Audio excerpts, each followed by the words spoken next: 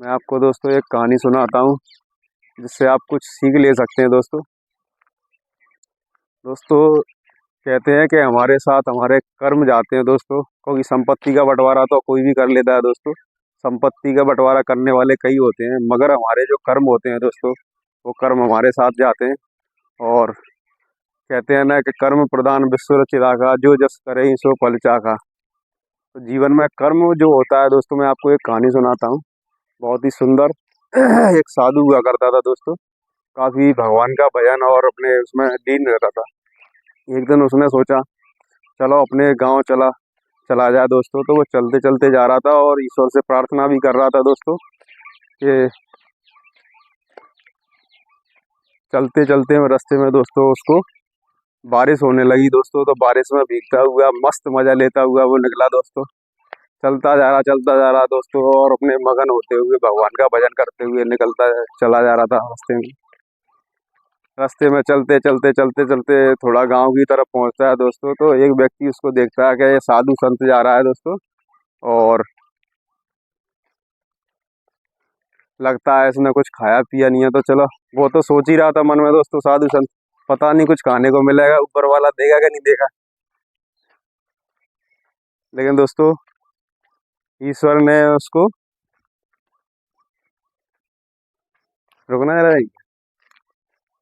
दोस्तों मैं इधर पहले चिड़िया को दाना डालने आता था, अभी दोबारा से फिर डालेंगे। इधर डला हुआ है, इधर आप देख सकते हैं मेरे पीछे डला हुआ है दोस्तों। संत ने उसने दुकानदार ने आवाज लगाई, अरे महात्मा जी इधर आओ जरा। तो वो गया उसको, तो वो तो सोच ही रहा था बेचारा संत के कुछ खाने पीने को मिल जाए, लेकिन ईश्वर ने उसको एक भेज दिया। कहते ना, ये आप मेरे पीछे का शानदार व्यू दोस्तों, सूरज उग चुका है, शानदार व्यू है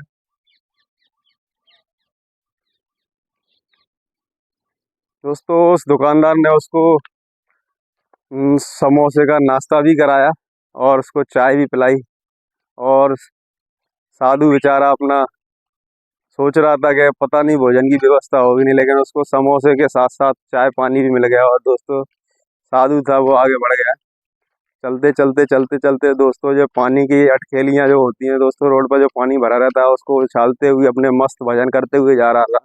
उधर से एक कपल आ रहा था दोस्तों, और वो भी अपने मस्त में मस्ती चलते हुए आ रहे दोस्तों। लेकिन साधु संत जो उछलता हुआ कूदता हुआ जा रहा था दोस्तों, भगवान का भजन करता हुआ।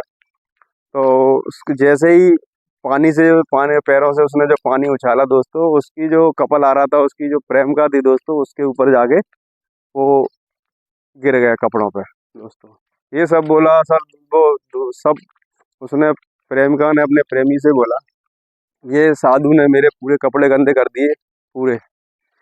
ये सब देखकर दोस्तों उसके प्रेमी को काफी गुस्सा आया, और गुस्से में आग बबूला हो गया दोस्तों। और उसने उसमें एक थप्पड़ इतना जोर से मारा कि वो साधु रोड पे गिर पड़ा दोस्तों। उसके सारे कपड़े गंदे हो गए दोस्तों।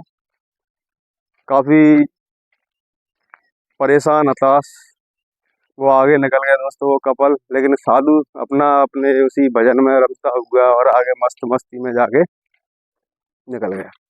लेकिन जैसे ही दोस्तों कुछ दूर चलने के बाद जैसे ही अपने गंतव्य तक पहुंचे, वो प्रेमी प्रेम में युगल, जैसे ही वो ऊपर चढ़ते ही किसी जीने से उसका पैर फिसलता है दोस्तों, और वो नीचे गिर पड़ता है और बेहोश हो जाता है।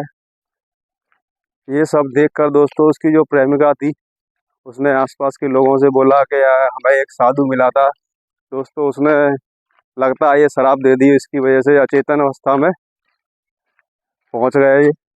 ये सब सुनकर दोस्तों वहाँ जो भीड़ थी मोहल्ले की, वो भी इकट्ठी हो गई। चलो चलो उस साधु को देखते हैं, उसने ने थोड़ा सा ये गलती करने पर इतनी बड़ी सजा दे दी, शराब दे दी। दोस्तों काफी भीड़ इकट्ठी होकर दोस्तों उस साधु को ढूंढने लगी, और ढूंढते ढूंढते दोस्तों साधु भी आगे मिल गए दोस्तों, और मारने को तैयार थे दोस्तों वो सब सारी भीड़। लेकिन एक बार साधु ने पूछा कि मुझे क्यों मार रहे हो आप, वजह क्या है, एक बार बस वजह बता दो। उसने दोस्तों बहुत ही अच्छा जवाब दिया, जो आपको अच्छा लगेगा दोस्तों। साधु ने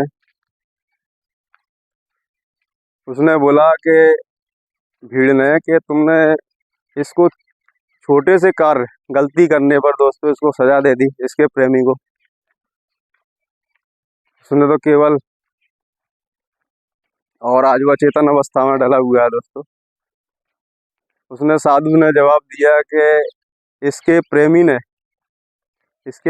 प्रेमी ने इसके जो कपड़े गंदे हुए दोस्तों, मात्र उस गलती की वजह से मेरे को इतनी जोर से थप्पड़ मारा था दोस्तों। मैं रोड पे अचेतन अवस्था में कुछ देर के लिए पड़ा और मेरे सारे कपड़े गंदे हो गए दोस्तों।